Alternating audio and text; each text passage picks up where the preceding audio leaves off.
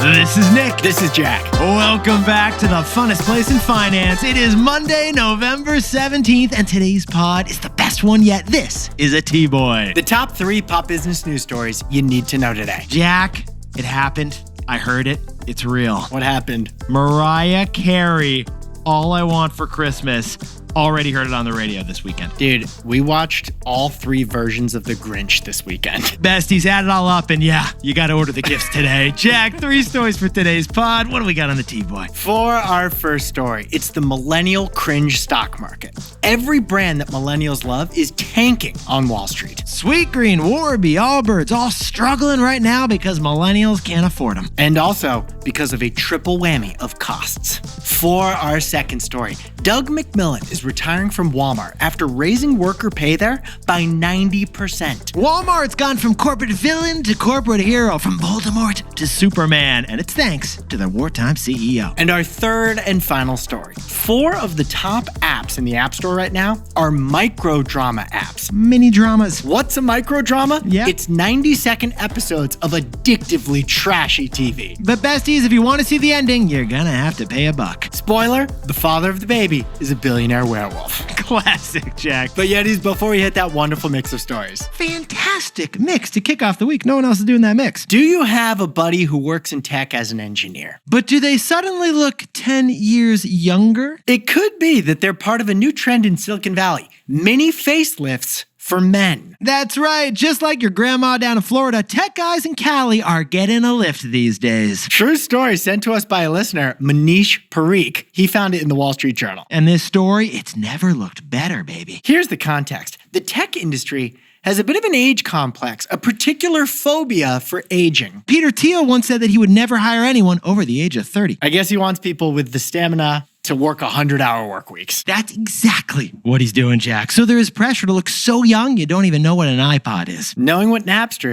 is a red flag. And that's why engineers in their 30s are getting a little neck pinch. They want to look like they're interns. Oh, you work in tech and you don't believe us? Well, we got the data on that. In San Francisco, male facelifts are up 25% since the pandemic. Eyelid surgery, it's up 50% since the pandemic. If Nip Tuck came back for season 7 on FX, it'd be a very different kind of season. Oh, and if you know what show Jack's talking about right now, then yeah, you're probably part of this trend. Oh, and since each operation costs about $50,000 at least. Jack, that pairs perfectly with your annual holiday bonus, man. Correction, it doesn't cost $50,000. It's an investment in getting a job with Peter Thiel. So besties, if your PM buddy at Google says they're getting some work done right now, could be some Figma design work, could be account management work, or it could be some chin work. Is that HSA approved? I don't think so. Doesn't matter. It's a write-off. Jack, let's hit our 3 stories. I don't think it is a write-off. Yet.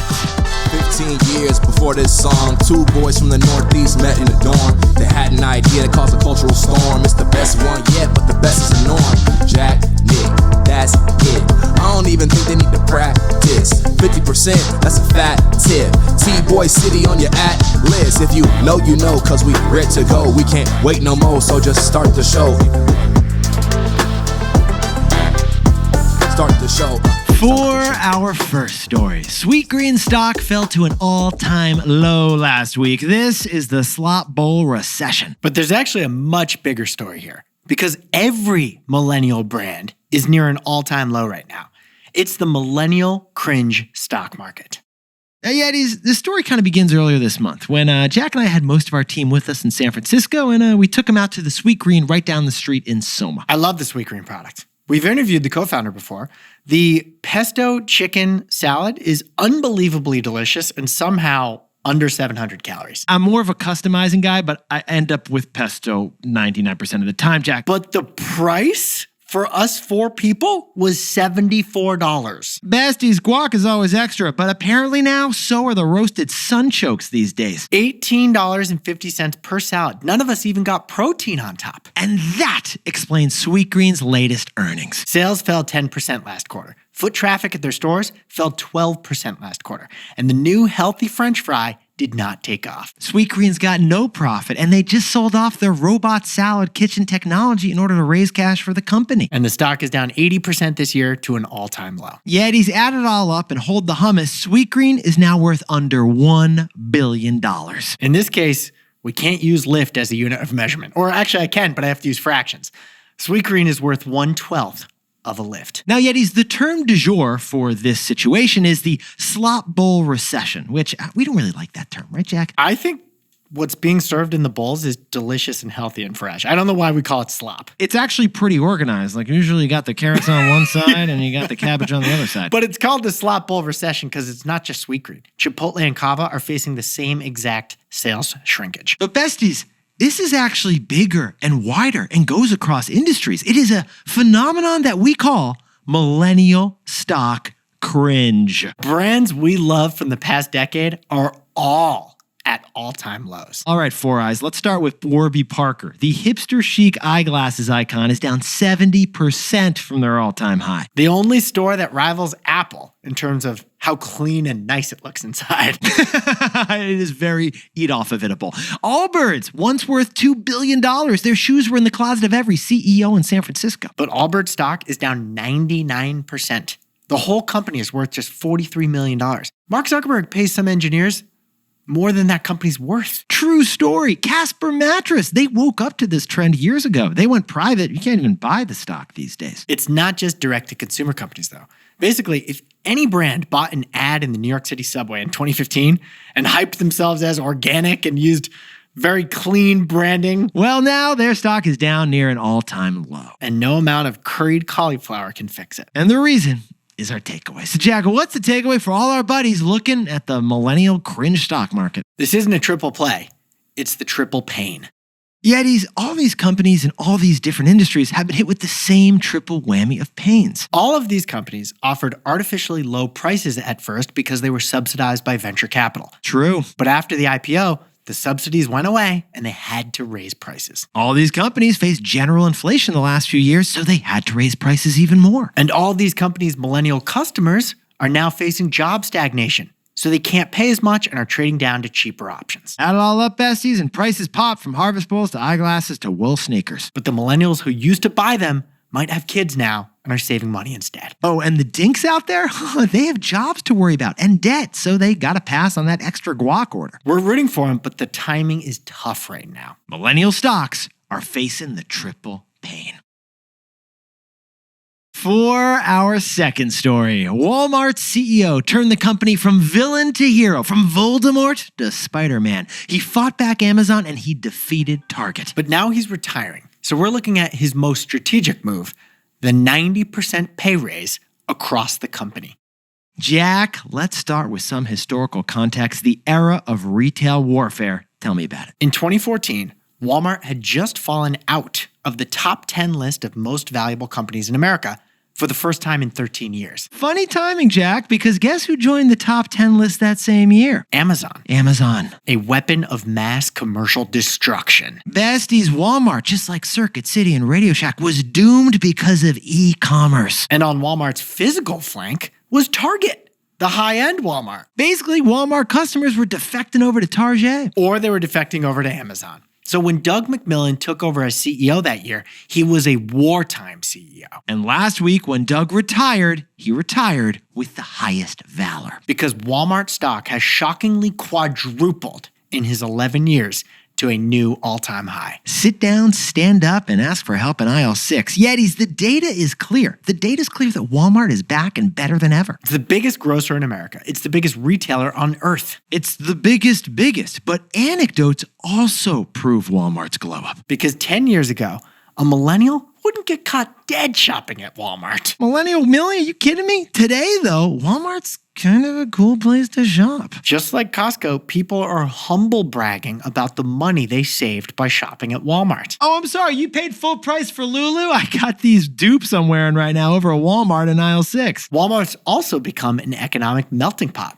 The percent of high-income Americans shopping there is at an all-time high. They're lured in by the e-commerce that matches Amazon and the physical perks that Amazon can't match. When I was in Florida, I was going to the beach. I ordered sunblock on Walmart, picked it up at the Walmart that was right on the way to the beach. Amazon can't match that. And I know you like your sunblock, Jack. Well, acquiring Jet.com in 2016, that was Doug McMillon's playing catch-up in the industry of e-commerce. But Walmart also transformed during this era from corporate villain to corporate hero. It became like the Batman of corporate responsibility over here, right? In 2015, Bernie Sanders was campaigning for president, and he singled out Walmart for paying, and I quote, starvation wages to the staff. Well, shockingly, Doug, CEO of Walmart, actually agreed. So he jacked up worker pay a whopping 90% more in the last 11 years. Now, Bernie still calls out Walmart. Yeah, he's got some issues with it. But they've made major progress on pay, and it leads to our takeaway. Yes, it does. So, Jack, what's the takeaway for our buddies over at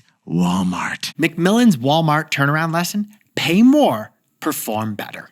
Yes, Yetis, Walmart's smart investments in tech helped it fend off an Amazon attack. But its investments in people set the tone for the company's glow up. Get this, Macmillan's first big move as CEO of Walmart was to raise the minimum wage from $7.25 an hour to $9 an hour. Then he raised the minimum wage again to $10 an hour, then $11 an hour, and today, $14 an hour. Jack, what did Wall Street think of all these pay raise moves? I mean, they hated it. Oh, hated it. Yeah, always low prices. That's supposed to mean always low wages, too, to the investors. Today, the average worker gets paid 90% more than 11 years ago when Doug Macmillan began. Besties, we're talking 1.6 million American workers getting paid double than they did a decade ago. In 2015, Walmart greeters handed out smile stickers. Remember those? They were yellow. Today, they might actually smile because they're paid so much more. It's lowered turnover costs, improved customer service. It's brought in a higher income crowd from the Upper West Side. And it's even won over the love of Wall Street thanks to the nearly $1 trillion valuation Walmart has today. The big reason Doug Macmillan quadrupled Walmart stock? Because it's a great place to work. Macmillan's corporate lesson is if you pay more,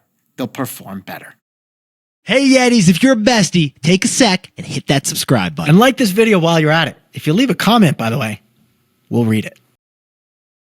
For our third and final story, it's a brand new industry. Microdramas, the freaky second cousin of Hollywood movies. 90-minute shows being cut up into 90-second addictive episodes. In China, microdramas are way bigger than the box office movie industry. And now they're coming here. But Yetis, our story really begins back in 2020. And Jack, it begins with Shrek, right? It begins with the creator of Shrek, Jeffrey Katzenberg, who launched Quibi. We covered it on this pod. But unfortunately, Quibi never became a verb. Quibi was short for Quick Bites. It was premium shows, but to be watched on your phone, 10-minute long episodes. A new industry was created, microdramas. Super short episodes of TV on your phone. But unfortunately, after just 6 months, Quibi burned through $1 billion and fell apart. They ended up selling their entire catalog to Roku for just $100 million. Microdramas as an industry appeared dead. But Yetis, some enterprising entrepreneurs over in China saw Quibi, fixed the business model, and made it work. And today in China, microdramas generate more revenue than box office movies do. They remix the business, and here comes the new plot twist. After China copied the idea from Quibi, now we're copying the idea back from China. It's come stateside. But here's the best part of the story, Yetis, because Jack dove in T-Boy style for like 3 hours while we were prepping the show. No. Let me stop you right there. Let me tell the story. I watched the first 3 episodes of I Had a Baby with You. But I watched the whole microdrama in just 4 minutes. Yeah, again, I Had a Baby with You is an example of a very popular microdrama right now. And here's how you make a microdrama. You basically grab an airport fantasy novel and then turn that into a screenplay. You ruthlessly cut out the parts that aren't essential, so it's just the steamy juice. Cut. You hire some budget actors, a budget set, and some rando directors and record the whole video production in 90 minutes. And here's the plot. The heroine's husband's brother has twins with her mom's step-uncle on the family vacation during Christmas. And wait, he's also a trillionaire merman. Somebody described it as fantasy smut. And I can tell you, because I watched the first 3 episodes, I Had a Baby Without You is very much that. Yeah, wait, Jack, be real with us. Was it the first 3 episodes or the first 13 episodes? What was it? It was extremely addictive. I'll give you that. Well, either way, these companies then slice that entire 90 minutes into 57 total episodes, give or take. And each episode ends with an epic cliffhanger.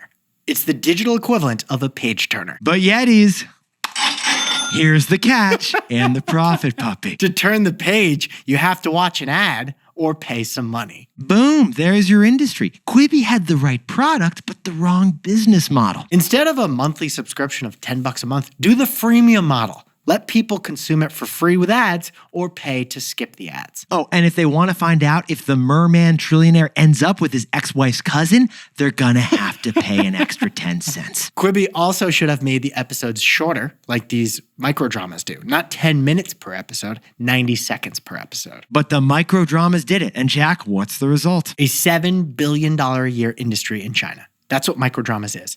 Oh, and microdramas are already in the US, making $1 billion of revenue per year. We're talking Drama Box, Net Short, Good Short, Real Short. Where are they in the rankings, man? These are all apps in the top 200 in the Apple App Store right now. And they're so high up because people are hooked. People end up paying probably way more than they intended to keep watching these steamy dramas. You end up paying more than Netflix, Nick. Besties, if Jack keeps watching a season a day as he's currently been doing, Amex is going to cut him off.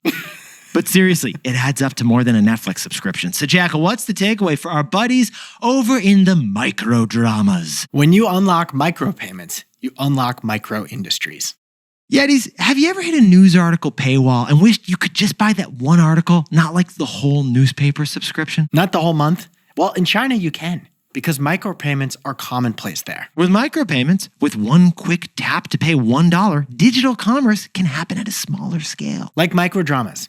I can't watch past episode 18 of I Had a Baby with You unless I start paying money. The micropayments concept, it's broken down our economy into, ironically, quick bites. Instead of a whole meal, you can order any product a la carte, just a quick little bite for $1. Micropayments, they're in video games here already, but they haven't hit mainstream American digital commerce quite yet. But when they do, they'll unlock entire micro industries. Jack, could you whip up the takeaways for us to kick off the week? Sweetgreen stock is at an all-time low. So is every other brand that got big as millennials came of age. It's the millennial cringe stock market because of the triple whammy of pains. For our second story, Walmart stock is at an all-time high as its wartime CEO retires with honor. His boldest move to go from villain to hero, raising average worker pay 90%. That's why Walmart is booming. And our third and final story are microdramas. They're China's most addicting version of what Quibi tried to do. And now they're here in the States too. Micropayments are the key to unlocking microdramas. Jack, I'm sorry, I have to take away your phone. One sec. Sorry, guys. 1 sec. Yetis. All right, give it over. Give it up, bud. All right, okay. It's a steamy show, I won't lie. Proceed with caution. But besties, this pod's not over yet. Here's what else you need to know today. First, Callaway Golf is reportedly close to selling Topgolf to a private equity firm for $1 billion. Awkward for Callaway because they paid $2.5 billion for Topgolf just 4 years ago. You're going to want to call 4 on this one. Topgolf was extremely fun during the pandemic, a pandemic-friendly activity, really. But Topgolf sales have slowed big time since the pandemic. And second, Warren Buffett, the patron saint of profits, made a surprising new investment, Google. Berkshire Hathaway just revealed a $4.3 billion investment in Alphabet that they made in September. The only other tech investment we know of that Warren's made is Apple. But now Warren Buffett, who is stepping down next year as Berkshire Hathaway CEO, is betting big on Google. And finally, a strange business victim of the government shutdown? It's cannabis. Hemp, a low THC version of cannabis, was legalized in 2018 nationwide. But then shockingly, the new bill to reopen the government last week illegalized hemp again. Some politicians slipped it in there last second. I don't even know if anybody noticed. So hemp-based gummies, drinks, vapes, those will all be illegal at a federal level. Once again. Maui, wowie. Now time for the best fact yet. This one, because it's Monday, means T-Boy Trivia, and we whipped it up for you. We just learned that the Department of Defense changing their name to Department of War actually cost $2 billion in terms of new signage and new stationery. Yeah, it actually cost $2 billion to change the name, which reminded us of a 14-year-old kid who had the opposite effect on the government 10 years ago. This 14-year-old kid had an idea to save the government $400 million a year. So, besties, our trivia question to you today. What was the creative idea that this 14-year-old kid had that saved the government $400 million? The kid was Severe Merchandandi, and let's hope he got into Harvard because of this idea. Yetis, you look fantastic to kick off the week. Jack, you're looking fantastic as well over there. Thank you, Nicholas. I'll see you later this week in New York City. That's going to be a fun one. Oh, yeah, I know. We're flying. We got the big interview this week. This is going to be awesome, man. I'm flying in and out same day. but I think we'll have time for a burger. I think we'll have time for a couple Sweetgreen salads. Jack, and maybe $20 a salad. That's a write-off when we're together. That is a write-off. That actually is this time. Besties, if you haven't yet, drop down to give us 5 stars, a rating, and a review. Jack and I love reading them. And Nick and I will see you tomorrow. It helps us grow the show. If you know, you know. See you there. And before we go, a happy birthday to my wonderful mother, Alice Martell, from Philadelphia, but living in New York. She is the queen of Midtown books. And happy birthday to Phil Albright, turning 36 years old in Atlanta, Georgia. And a happy birthday to Alex's mom in Ocean Isle Beach, North Carolina. She is a mama with a great birthday. And happy birthday to Dave Franzel, the king of the Upper West Side, who recently recommended I go to Celeste. Dave, you didn't tell me it was a cash-only establishment. Thank goodness they accepted Venmo. And congrats to Dave's cybersecurity firm Naxo, who just did a deal with Google to stop spam texting. Congratulations to Alyssa Cervellino and Kennedy Tournay, who got engaged in Tampa, Florida. And Matthew Canella is moving on after 14 legendary years of just doing it over at Nike. Happy 7-year anniversary to Jess and JP Moralda in Hopedale, Massachusetts, and they're welcoming baby number 3 next year. And to anyone else celebrating something today, make it a T-boy. Celebrate the wins. This is Jack. I own stock of Warby Parker, Netflix, Berkshire Hathaway, and Lyft, and Nick and I both own stock of Apple and Chipotle.